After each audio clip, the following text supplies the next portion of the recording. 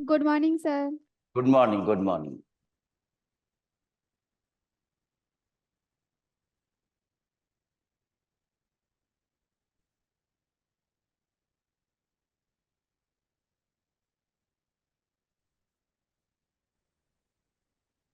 आइए आगे बढ़ते हैं। तो क्वाड्रिलेटरल्स डायरेक्ट आपका पाठ समानांतर चतुर्भुज से पैरेललोग्राम से शुरू किया गया है। पैरेललोग्राम पैरेललोग्राम में डेफिनेशन में सिर्फ इतनी बात लाए हैं जो अनिवार्य मानी जाती है किसके लिए, पैरेललोग्राम की ज्योमेट्री के लिए। क्या पैरेललोग्राम की ज्योमेट्री इतना ही कहेगी, परिभाषा के तौर पर सम्मुख भुजाओं के जोड़े समानांतर होंगे। ठीक है, pair of opposite sides are parallel. ठीक है, देखो इस पाठ को थोड़ा समान गति से लेना होगा।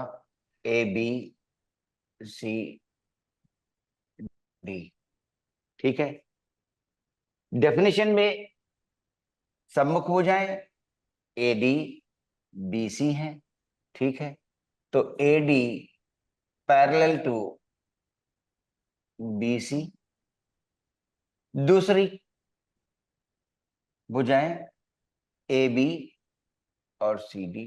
ठीक है, तो A B parallel to D सी।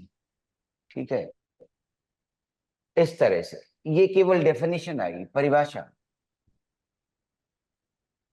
अब जो पहली बात इन्होंने देखी वो विकर्ण को लेकर है, तो बहुत विस्तार से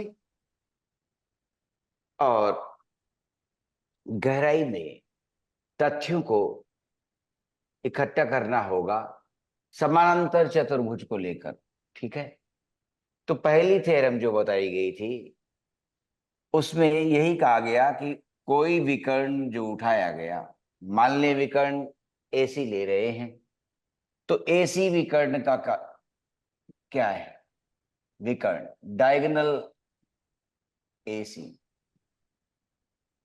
ठीक है, तो जो शुरू में 5 बातें करीब जरूरत है 8.1 को शुरू करने के लिए, पहले उनकी विस्तृत व्याख्या हो जाए ताकि सवालों में जो अनुप्रयोग होने हैं थ्योरम्स के, उनको सहज ढंग से देख सके, समझ सके। ये जरूरी है। कई बार फिगर रहेगा, तथ्य रहेंगे, कोरिलेट नहीं कर पाएंगे। कई बार ऐसा होगा जो इसमें देखने को मिलता है इस चतुर्भुज पाठ में, वो ये कि त्रिभुजों में सर्वांग समता लिखने में जो दिक्कत नहीं थी 3 भुजाओं को लेकर, वो यहाँ दिक्कत आती है कि कौन से त्रिभुज कॉन्ग्रुएंट कर रहे हैं, तो अचानक जो रैंडमली बोल दिया जाता है। इसीलिए पिछली बार फर्स्ट कॉन्ग्रुएंट टू सेकंड पहले लिखा है और उसके बाद नीचे एक लाइन लिखी है। ठीक है, और उस लाइन में फिर से व्याख्या करनी है कि कॉन्ग्रुएंसी जब इन दोनों की लिखी जाएगी तो कैसे लिखी जाएगी। क्यों, ट्राइंगल्स में इस्तेमाल करते आए हैं CPCT, corresponding parts of congruent triangles. Yes sir. ठीक है, सर्वांग सम त्रिभुजों के संगत भाग, संगत भाग, ये बात जरूरी है। तो जब हम कॉन्ग्रुएंसी में तीनों फीचर्स ले आएंगे, हमें तीनों features triple S, S A S, हर एक में 3 फीचर हैं। ठीक है, S S, S A S A, जो कन्वर्ट हो जाता है डबल ए एस में। ठीक है, आर एच एस। तो ये कॉन्ग्रुएंसी रूल्स 3 फीचर ले रहे हैं।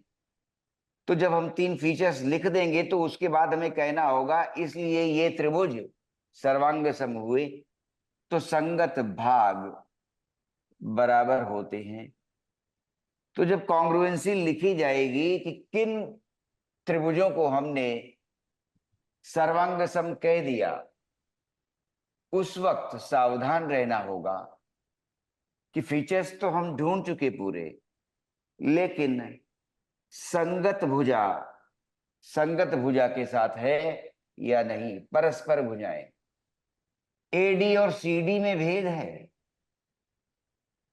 पहचान में। ये चौड़ाई हो सकती, ये लंबाई हो सकती है ना, भेद है। तो संगत भुजाएं, कोण यहां का इसके बराबर है, ठीक है। वो कोण बना है सी पर और ये कोण बना है ए पर।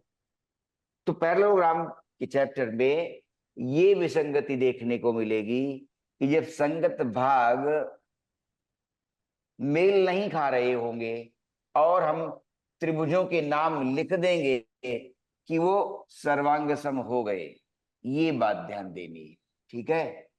तो जो बात कही है कि सीपीसीटी का प्रयोग बार बार ट्रायंगल्स में करते रहे, वहां उतनी उलझन भरी बात नहीं है नामकरण करने में। लेकिन जब पैरेललोग्राम्स में ट्रायंगल्स को लेकर, पैरेललोग्राम में ट्रायंगल्स को लेकर जब सर्वांग समता लिखेंगे तो नाम कई बार सही नहीं बैठते, कुछ दोषपूर्ण लिख जाता है नाम दोषपूर्ण लिख जाता है। तथ्य सभी लिखे जा चुके होते हैं जो सही थे सर्वांग समता को बताने के लिए। सर्वांग समता ठीक भी है कि इस वाले केस में एसएएस लागू होगा, कोई पर्टिकुलर केस, लेकिन जब उसको हमने लिख लिया तो अब नाम जो देना है कि कौन से ट्रायंगल सर्वांग सम है, तो वहां दोष उत्पन्न होता है। उस दोष पर बात कर लेते हैं। फिर से बात को लाए हैं ऐसी डायगोनल थ्योरम। क्या कहती है? पहली थ्योरम ये कहती है कि एक डायगोनल विकर्ण समानांतर चतुर्भुज को दो सर्वांग सम त्रिभुजों में बांट देती है, दो सर्वांग सम त्रिभुजों में बांट देती है। Diagonal, any diagonal of a parallelogram divides it into two triangles which are congruent। ये बात ध्यान देनी, ठीक है। वो दो ट्रायंगल्स कॉन्ग्रुएंट होंगे, ठीक है। तो क्या करेगी? टू ट्रायंगल्स, ठीक है, डायगोनल डिवाइड करेगी, ठीक है। वो दो ट्रायंगल बन जाएंगे, जैसे देखो बन गए दो ट्रायंगल, है ना। And these triangles will be congruent, ये कॉन्ग्रुएंट होंगे। तो बात फिर से उठाई है कि उस दिन हमने, ठीक है, विचार करके पहले लिख दिया है first is congruent to second, ठीक है, क्लियर। लेकिन फर्स्ट और सेकेंड, ठीक, जब कॉन्ग्रुएंट कह रहे हैं तो जो ओवरलैप करेगी चीज वो करेक्ट होनी चाहिए। एडी भुजा पर ए बी अगर आ जाएगी तो सर्वांग समता कैसे आएगी? एडी भुजा पर अगर ए बी भुजा रख देंगे तो ए बी तो बाहर निकल जाएगी। ये चौड़ाई में थी और ये लंबाई में है, इसलिए सावधान रहना है। ये प्रश्न उठाया है, कई बार सवालों में जरूरत पड़ेगी ये चीज कि आपने तथ्य तो दिए सारे, लेकिन जब सर्वांग समता लिखनी थी तो नाम दोषपूर्ण हो गया है। नामकरण जब आप कर देते हैं ट्रायंगल का कि ये त्रिभुज सर्वांग सम है, तो वहां गलत कई बार नाम लिख जाता है, ठीक है। अचानक इस बात पर जरूरी ध्यान देने की जरूरत होगी। आइए, विकर्ण को लिया गया तो इसके प्रूफ पर बात की थी और फिर बात कर रहे हैं दोबारा। क्यों? पाठ सही अर्थों में अपने आधारभूत ज्ञान से शुरू रहे। प्रूफ में क्या कह सकते हैं? दोनों ट्रायंगल्स ले रहे हैं तो कई बार क्या है कि शुरुआत में बिना सर्वांग समता को प्रूव किए हम पहले ही ये निर्धारित कर लेते हैं क्या कि ऐसे ही रैंडमली लिख देते हैं कि let us consider triangle ABC and, ठीक है, एबीसी के बाद फिर डीसीए लिखें कि एडीसी लिखें कि सीडीए लिखें। ये तो इस जगह पर सावधान होना है, ठीक है। क्या कि कैसे अगर हम ये ट्रायंगल्स कंसिडर कर रहे हैं ए बी, ठीक है, तो यस सर। पहले लिख लें। तो समस्या है कि अगर पहले लिखना चाहते हैं तो क्या रटना पड़ेगा कि कौन से ट्रायंगल्स हैं, क्योंकि नामकरण की बात आई है, ठीक है, तो ये देखना होगा। और अगर तथ्य जुटाते हैं तो साफ पता चल रहा है कि अगर इस ट्रायंगल की बात करें और इस ट्रायंगल की बात करें तो साफ नजर आता है कि ए बी बराबर, ठीक है, ए बी बराबर डी सी है, एक बात, ए डी बराबर बी सी है, और ए सी बराबर ए सी है। तीनों ही भुजाएं, ठीक है, लेकिन संगत भुजाएं होनी चाहिए, संगत भुजाएं, ठीक है, संगत भाग बराबर होते हैं ए बी और उसी दिशा में। अब ए बी बराबर ए डी नहीं, क्यों? साफ दिख रहा है ये भुजा चौड़ाई में गई है, संगत भुजा नहीं है, ठीक है। ए बी के संगत भुजा सी डी जा रही है, ए बी, ठीक है, पैरेलल टू सी डी लिखी गई, ये डी सी। क्लियर? तो अब देखिए, इस तथ्य को लेकर जब आप कॉन्ग्रुएंसी लिख रहे हैं तो ट्रिपल एस तो आ गया, और इस तथ्य से अब हम क्या लिखने जा रहे हैं, जो यहां पहले ही लिख लेते हैं, कंसिडरिंग ट्रायंगल, ठीक है, ये। क्लियर? उसका सही प्रारूप ये बन जाना चाहिए, क्योंकि विद्यार्थी ये गलती लगातार कर जाते हैं। क्या? एक ट्रायंगल ले लिया, दूसरा ट्रायंगल ले लिया, फीचर्स लिख दिए, ट्रायंगल पहले नाम लिख देने के लिए हम फ्री हैं कि हमने एसीडी लिखा है, कि हमने एडीसी लिखा है, कि हमने सीडीए लिखा है, उस समय हम उसमें लिखें, ठीक है। और उसके बाद जो कॉन्ग्रुएंसी बनती हो, नाम हम नीचे बदल दें, इस बात का ध्यान रख सकते हैं, ठीक है। तो ये दोनों ही ट्रायंगल्स सर्वांग सम दिखेंगे, क्यों? हमें तीन संगत भाग बराबर दिख रहे हैं और भुजाओं को लेकर है कि ए बी सी डी के बराबर है, ए डी बी सी के बराबर है, ए सी लिख दिया है, ठीक।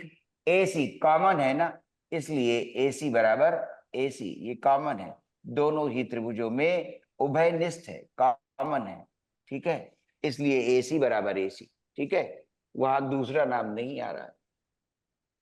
अब चले किसको लिखे? ट्रायंगल अगर ए बी सी ले रहे हैं, ए बी सी, तो ट्रायंगल ए बी सी, और यहीं से परिभाषा में जो केवल अनिवार्य था, वो दोनों ही सम्मुख भुजाओं के जो जोड़े हैं उनका समानांतर होना जरूरी था, वो अनिवार्य है, अपरिहार्य है। ए बी सी, ठीक है, ट्रायंगल ले लिया ए बी सी, तो ए बी सी के साथ आसानी से हम क्या देख रहे हैं, ए बी के साथ कौन सी भुजा चल रही है? ए बी के संगत ए डी मानी जाएगी कि सी डी मानी जाएगी? ए बी के संगत ये आ रही है, ठीक है, ए बी के संगत सी डी आ रही है, तो हम कह सकते हैं सी डी आ रही है और सी डी ए बन गया। देखो, ए बी के संगत सी डी आई है और फिर बी सी के संगत ये डी ए आई है, ठीक है, तो A B C is congruent to triangle C D A, ये लिख दिया। अब इससे क्या होगा? सर्वांग सम त्रिभुजों के संगत भाग बराबर होते हैं, तो सीपीसीटी लिख दिया। अब हम कह सकेंगे आसानी से कि संगत भुजाएं बराबर होंगी, संगत कोण बराबर होंगे, ये बात लिखी जाएगी।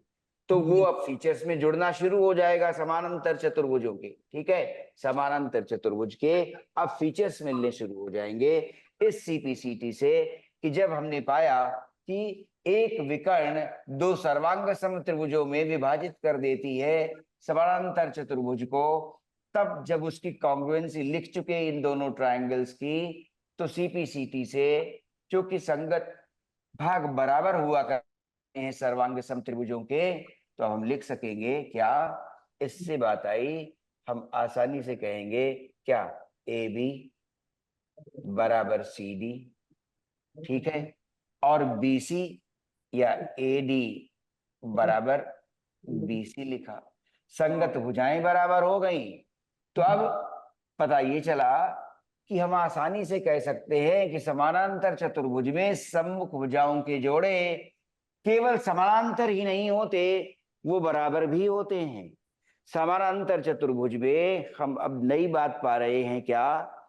कि ये परिभाषा में अनिवार्य था, कि सम्मुख भुजाओं के जोड़े समानांतर हो, लेकिन इस विकर्ण से जो विशेष बात पता चली कि ये विकर्ण कोई भी एसी हो या बीडी हो, दोनों ही विकर्ण ये सामर्थ्य रखते हैं कि दो त्रिभुजों में ये विभाजित होगा और वो त्रिभुज सर्वांग सम ही होंगे। ये बात ध्यान देनी है। उससे क्या निकला कि संगत भुजाएं बराबर निकल आई। तो हम कह सकते हैं कि एक समानांतर चतुर्भुज में सम्मुख भुजाओं के जोड़े केवल समानांतर ही नहीं होते परिभाषा के तौर पर, बल्कि एक फीचर और डेवलप हो जाता है, वो बराबर भी होते हैं। अब उसके बाद एक बात और बची, क्या? जो आगे कह रहे हैं कि सम्मुख कोण बराबर हो जाएंगे, तो सम्मुख कोण भी बराबर होंगे कि बी और डी अपोजिट एंगल्स। क्यों? हम इसको और इसको सर्वांग सम कह चुके ना, ए बी सी और सी डी। ठीक है, तो ए पर सी आ रहा है ना, देखो ए पर सी और बी पर डी आ रहा है और ए पर, ठीक है, सी आ गया। ठीक है, ए बी सी, ए पर सी जा रहा है सम्मुख, बी पर डी आ रहा है। ठीक है, ये बात। तो सम्मुख इसके बाद आएगा कि सम्मुख कोण बराबर होंगे, angle A will be equal to angle C, angle B will be equal to angle D. ठीक है, ये बात ध्यान देनी है। Opposite angles are equal, opposite angles are equal, ये बात ध्यान दे। ठीक है, अपोजिट एंगल्स इक्वल होंगे, ये बात ध्यान देनी है। तो अब पैरेललोग्राम की परिभाषा में जो फीचर्स जुड़े वो ये कि सम्मुख भुजाएं बराबर होंगी और सम्मुख कोण बराबर होंगे। परिभाषा में अनिवार्य था कि सम्मुख भुजाओं के दोनों ही जोड़े समानांतर होने चाहिए, परिभाषा वहां पूर्ण थी। अब उसके बाद जब प्रूविंग शुरू होगी तो कुछ फीचर्स डायगोनल्स को लेकर और आएंगे, पैरेललोग्राम की साइड को लेकर, भुजाओं को लेकर, कोण को लेकर आ गया। डायगोनल को लेकर एक फीचर आ गया है, क्या?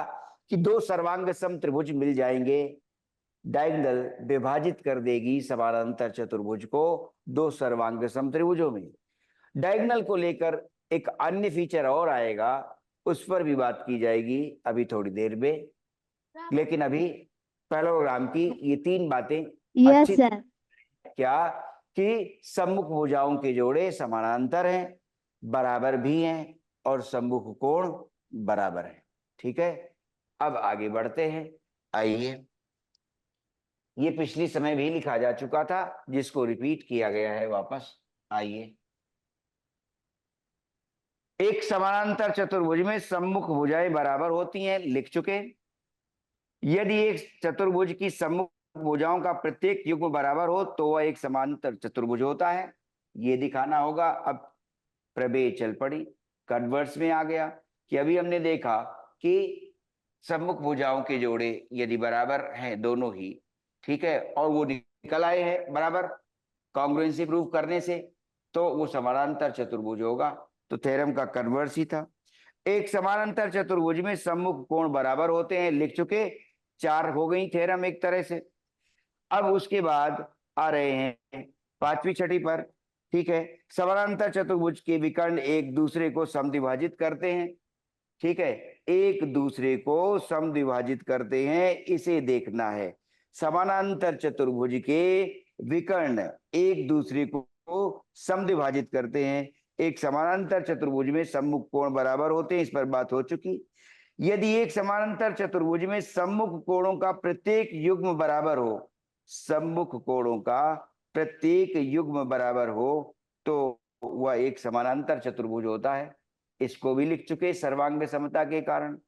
फिर इस थ्योरम को कह रहे हैं और उसके बाद आप सवाल शुरू कर सकेंगे तुरंत। सर नोट हो गया। आइए, समानांतर चतुर्भुज और विकर्ण दोनों एक दूसरे को समद्विभाजित करते हैं, ये दिखाना है। ए बी सी और डी दोनों विकर्ण बनाने पड़ेंगे। क्यों कहा जा रहा है डायगोनल्स डिवाइड ईच अदर, ठीक है, कैसा, इन द सेम रेशियो ये कहें, या diagonals in a parallelogram bisect each other, समद्विभाजित कर दे रहे हैं, ठीक है, कंसिडर किया पॉइंट ओ, ठीक है। गिवन है parallelogram A B C D, parallelogram A B C D, A C and B D, A C and B D being diagonals, वो डायगोनल्स हैं, ये डायगोनल्स ली जाएंगी। अब आगे बढ़ें, टू प्रूव क्या है, क्या प्रूव करना है। स्टेटमेंट थ्योरम का ये है कि इन parallelogram diagonals bisect each other, bisect कहा गया है, समद्विभाजित, ध्यान रहे, समद्विभाजित, बराबर भागों में समद्विभाजित भाग मिलते हैं, ठीक है, डिवाइड करेंगे लेकिन वो इक्वल होंगे आपस में, समद्विभाजित कर देते हैं, बाइसेक्ट ईच अदर, माने the point of intersection O, the point of intersection O AC को बाइसेक्ट करेगा, तो माने ओ ए इज ओ सी, ये दिखाना है, ओ ए इज ओ सी। दूसरी डायगोनल भी है, समद्विभाजित कर देने का अर्थ ये नहीं निकाल लेना होगा क्या कि एओ और ओडी बराबर हो गए, डायगोनल्स बाइसेक्ट ईच अदर, फिर से डायगोनल्स बाइसेक्ट ईच अदर, एक दूसरे को बाइसेक्ट कर रही, बाइसेक्ट ईच अदर, तो माने एसी अपने में आधी हो जाएगी, माने ओ ए और ओ सी, बीडी अपने में आधी हो जाएगी, ओ बी और O D, O B is equal to O D, ऐसा ये है। तो थ्योरम कह रही है कि समानांतर चतुर्भुज में विकर्ण एक दूसरे को समद्विभाजित कर देते हैं। फिर थ्योरम का कन्वर्स सवाल बन जाता है, यदि किसी समानांतर चतुर्भुज में विकर्ण एक दूसरे को समद्विभाजित कर दें तो वो समानांतर चतुर्भुज हुआ करता है, ये सवाल बनेगा, ठीक है, सरल पेपर बनेगा तो ये सवाल बनेगा एग्जाम में, क्या कि यदि किसी चतुर्भुज में विकर्ण एक दूसरे को समद्विभाजित कर रहे हो तो वो समानांतर चतुर्भुज हो जाता है, सवाल बनेगा इसी थ्योरम का कन्वर्स। अभी क्या थ्योरम है, in a parallelogram diagonals bisect each other, और वो भी बाइसेक्ट का अर्थ सीधा सीधा डायरेक्ट कॉन्सिक्वेंस में ये नहीं निकाल लेना होगा, क्योंकि अभी स्क्वायर, रेक्टेंगल और रोम्बस की बात आनी है, ठीक है, ये भी देखना होगा। तो कहां पर डायगोनल्स किस तरह से बाइसेक्ट कर रहे हैं उसमें भी विशेषता है, ठीक है, कि स्क्वायर में जिस तरह से डायगोनल्स बाइसेक्ट कर रहे हैं एक दूसरे को, क्या रेक्टेंगल में भी उसी तरह बाइसेक्ट करते हैं। और डायगोनल्स को लेकर एक फीचर और भी है, उसे देखना पड़ेगा, उसे इन्हें पहले लिखना चाहिए था लेकिन अभी तक जो पढ़ा है उसमें इन्होंने ऐसा लगता है दिया नहीं है कि डायगोनल्स अगर पैरेललोग्राम की हैं, ठीक है, तो उन्हें किस तरह से कंसिडर करें, इक्वल कंसिडर की जा सकती हैं कि नहीं, उस पर भी बात पहले कर लेनी चाहिए थी, लेकिन अभी यहीं पर अब आ रहा है प्रूफ लिखते हैं। क्या प्रूफ हो सकता है इस बात का कि ये भाग बराबर हो, ठीक है, आइए चले कैसे देखेंगे कि ये ओ ए ओ सी बराबर निकल जाए और फिर से ओ बी बराबर ओ डी निकल जाए। कौन सा त्रिभुज लिया जाए, कौन से त्रिभुजों के जोड़े लिए जाएं कि जिसमें ये देख सके ओ ए और ओ सी, ऐसा लगता है ओ ए ओ सी ये मिला, ओ बी और ओ डी की बात कर रहे हैं तो ओ बी और ओ डी ये, तो किस तरह से, अगर मान ले इसको और इसको हम लोग कंसिडर करें तो AD और AB बात नहीं बनेगी। क्यों? ये चौड़ाई में गई है, संगत नहीं है इसके AB के। तो अगर ये वाला और ये वाला कंसिडर करते हैं, या ये वाला और ये वाला कंसिडर करते हैं, ठीक है, तो देखें जरा, पैरेललोग्राम पहले से गिवन है, पैरेललोग्राम पहले से गिवन है, ये बात ध्यान रहे, गिवन में लिखा है पैरेललोग्राम। तो प्रूफ में हम क्या लिख सकते हैं, देखो जरा, तो ये वाला सामने सामने दिख रहा है, इसे कंसिडर कर लेते हैं। ट्रायंगल AOB लिया, AOB, ठीक है, और फिर ए के साथ जो कंसिडर किया वो triangle and triangle COD consider कर रहे हैं। देखिए जरा, AB बराबर CD है, AB बराबर CD है। क्यों? समानांतर चतुर्भुज है, सम्मुख हो जाए बराबर हुआ करती हैं। तो लिखेंगे opposite sides of parallelogram ABCD, opposite sides of parallelogram ABCD, ABCD के पैरेललोग्राम के ये अपोजिट साइड्स हैं, इसलिए AB और CD बराबर हो गए। ठीक है, अब आसानी से हम यस कह सर। सकते हैं कि एंगल 1 और एंगल 2 बराबर हैं, एकांतर अंता कोण। क्यों? ये CD और AB पैरेलल भी हैं, ठीक है, क्यों? पैरेललोग्राम कह चुके हैं। तो एंगल 1 और एंगल 2 एकांतर अंता कोण बना रहे हैं, ठीक है, तो आसानी से कह सकते हैं क्या, देखिए, AB पैरेलल टू CD, ये भी होल्ड करेगा, therefore angle 1 is equal to angle 2 as alternate angles, ठीक है, एकांतर अल्टरनेट एंगल्स, ठीक है, ये चीज आ गई। अब जब ये कोण बराबर हो गया तो दूसरा चाहें तो, ठीक है, शीर्षाभिमुख कोण ले सकते हैं, vertically opposite angles, vertically opposite angles, ये वाला आपकी इच्छा, चाहे इसे बराबर कह दीजिए, ठीक है, 3 इज इक्वल टू 4, ये 3 और ये 4, ठीक है, angle 3 is equal to angle 4, अगर ऐसा वाला लेंगे। दूसरे से भी कह सकते हैं कि जब ये कंसिडर किया गया था और पैरेललोग्राम कंसिडर किया गया है तो AD पैरेलल टू BC जा रही है, उस समय हम आसानी से कह सकेंगे कि ये एंगल बराबर ये एंगल, ये और ये ट्रांसवर्सल और ये पैरेलल, AD ये ट्रांसवर्सल फिर ये पैरेलल। तो हम दूसरा एंगल जो ढूंढ रहे हैं वो यहां भी ले सकते थे, तो वो भी लिखेंगे। अभी 3 और 4 वर्टिकली अपोजिट एंगल्स, शीर्षाभिमुख कोण दिखाई दे रहे हैं, वर्टिकली अपोजिट एंगल्स, ठीक है, शीर्षाभिमुख वर्टिकली अपोजिट एंगल्स क्या लिखते हैं, शीर्षाभिमुख कोण, शीर्षाभिमुख, ठीक है, ये कोण आप लिख रहे हैं, वर्टिकली अपोजिट एंगल्स।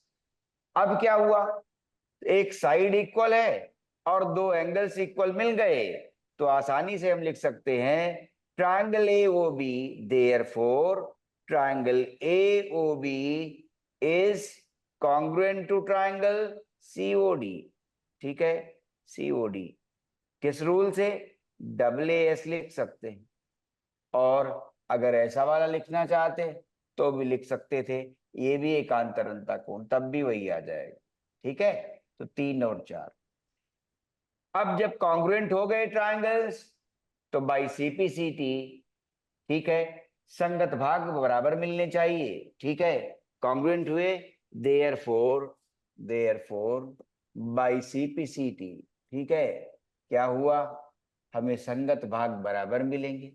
संगत भाग कौन से बन रहे हैं ये देखा जाए, क्या इसके साथ ये बन रहा है, क्यों, ये कोण यहां आएगा ना 1:2, तो ये नहीं कह सकते कि AO या OA is equal to OD, ठीक है, OA, ठीक है, ओसी के बराबर। क्यों? ओ से ए पर जब आ रहे हैं तो कोण ए के बराबर मिल रहा है, तो ओ ए ओसी पर संगत होगी। ठीक है, देयरफॉर बाई सीपीसीटी ओ ए बराबर ओसी। ठीक है, एंड दिस ओ डी बराबर ओबी।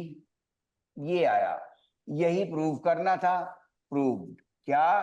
ध्यान रहे कि किसी भी पैरेललोग्राम में समानांतर चतुर्भुज में हमेशा ही क्या, ये भुजाएं जो विकर्ण है, ठीक है, आपस में एक दूसरे को समद्विभाजित करेंगे। डायगोनल्स इन पैरेललोग्राम बाइसेक्ट ईच अदर।